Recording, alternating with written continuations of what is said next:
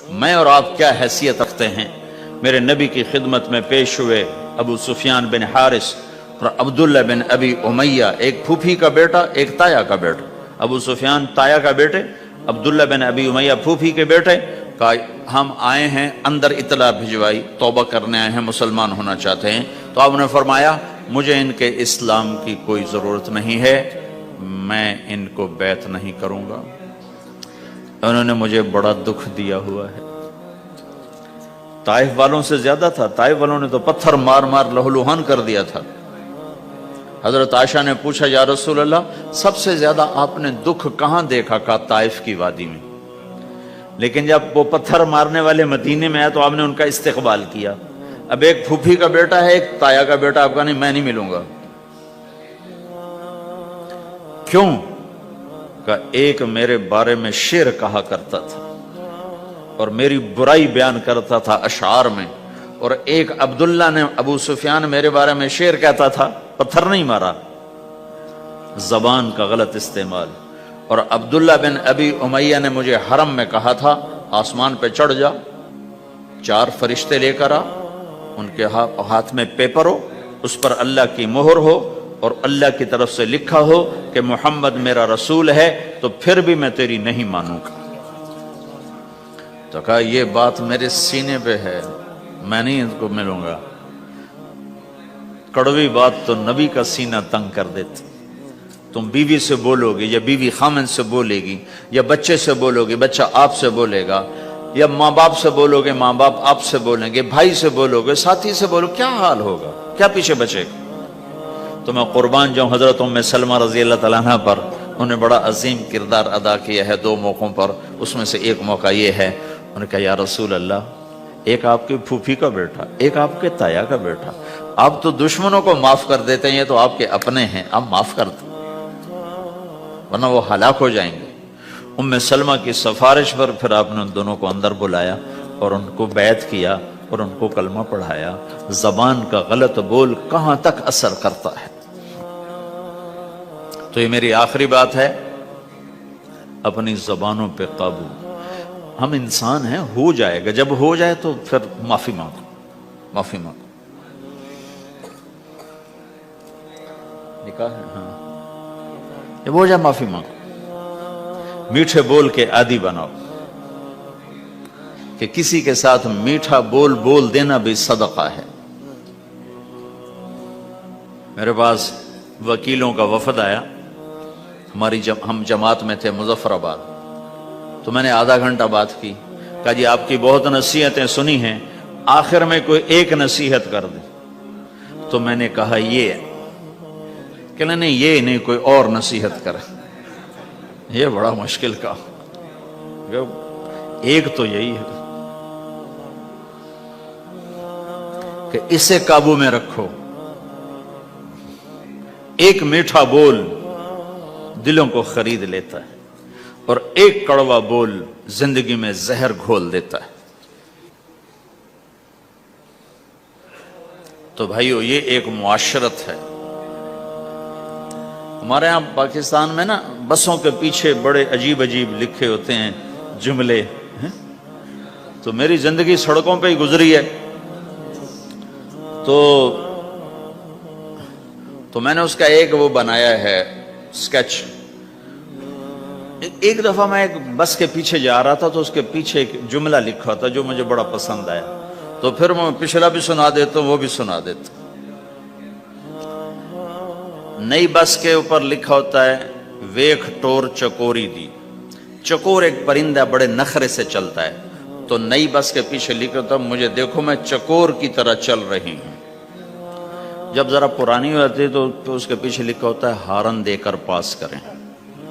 جب زیادہ پرانی ہو تو پھر اس کے پیچھے لکھا ہوتا ہے یا پاس کر یا برداشت کر۔ اور زیادہ پرانی ہو تو اس کے پیچھے لکھا ہوتا ہے نہ چھیڑ ملنگانو۔ ملنگ سمجھتے ہو؟ نہ چھیڑ ملنگانو۔ یہ ایسے جملے لکھے ہوتے ہیں۔ کہیں وہ رنگ روغن ہو کے دوبارہ آ جائے سڑک پر تو لکھو تو وقت نے ایک بار پھر دلہن بنا دیا۔ تو ایک دفعہ میں ایک بس کے پیچھے جا رہا تھا، تو میں وہ ایسے ہی نظر تو پڑی جاتی ہے تو وہ پھر پڑھا بھی جاتا ہے، تو ایک بس کے پیچھے ایک جملہ لکھا تھا۔ میرے جو سوا گھنٹے کا جو میں مضمون بیان کر اس کا خلاصہ لکھا تھا دل برائے فروخت، بڑا دل برائے فروخت، اور نیچے لکھا تھا قیمت ایک میٹھا بول، ایک میٹھا بول۔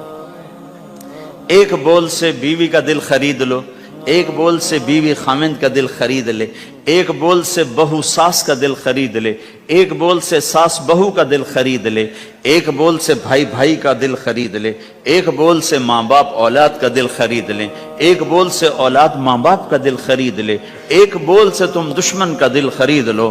یہ زبان کا میٹھا بول ہے، یہ کرو گے تو اللہ تمہیں چمکائے گا۔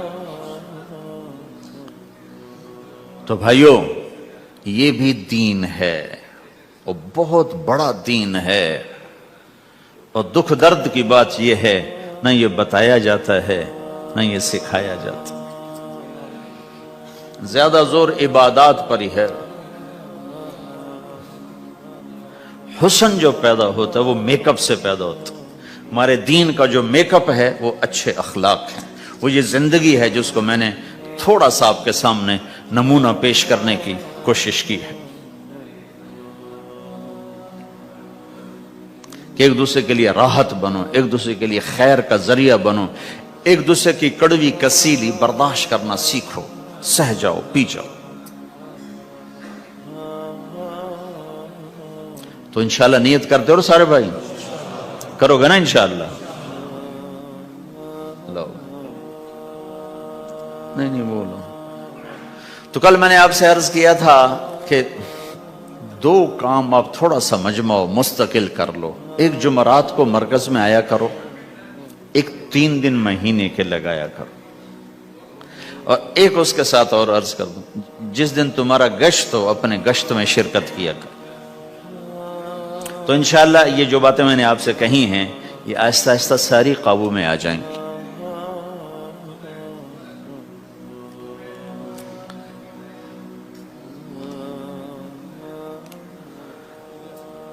صالحہ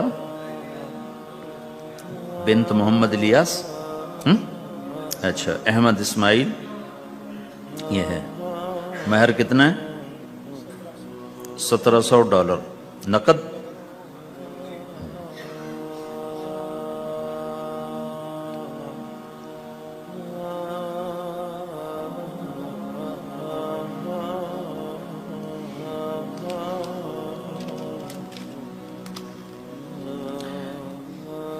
میں نکاح سے پہلے جو باتیں کیا کرتا ہوں آج وہ ساری تقریباً میں نے آپ کے سامنے پیش کر دی ہیں، کہ کسی بھی گھر کو اگر خوش باش، کوئی گھر یہ چاہے کہ ہم خوش باش رہیں تو ایک دوسرے کی برائیاں دیکھنا چھوڑ دے، ایک دوسرے کی کمیاں پکڑنا چھوڑ دے، ایک دوسرے کو تانا دینا چھوڑ دے، ایک دوسرے کے عیب چھپائیں، اپنے گھروں میں غیبت نہ کریں، کسی کی برائی نہ کریں، اپنے بچوں کو بھی اس کا عادی بنائیں، نہ کسی کی کریں نہ کسی کی سنیں۔ میں نے اپنی زندگی میں بہت کم لوگ دیکھے ہیں جو اس چیز پہ عمل کرتے ہیں۔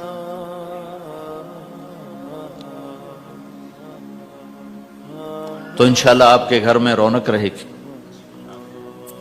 جی بھائی تم ہو احمد؟ اچھا، مجھے فیس کیا دو گے؟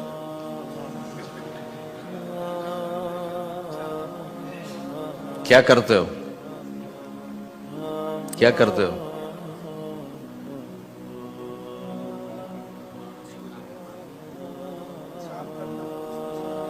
4 مہینے لگاؤ گے تبلیغ میں؟ رحم فرما دے یا اللہ، دنیا بھی گئی آخرت بھی جا رہی ہے، اے کریم آقا ہم سے راضی ہو جانا یا اللہ، ہو جانا یا اللہ۔ تو قید میں ہو گیا ہوں، یہ مجمع اٹھنے سے پہلے بخشا جا چکا ہو، معاف کیا جا چکا ہو، درگزر کیا جا چکا ہو۔ تو نے کر دیا ہوگا میرے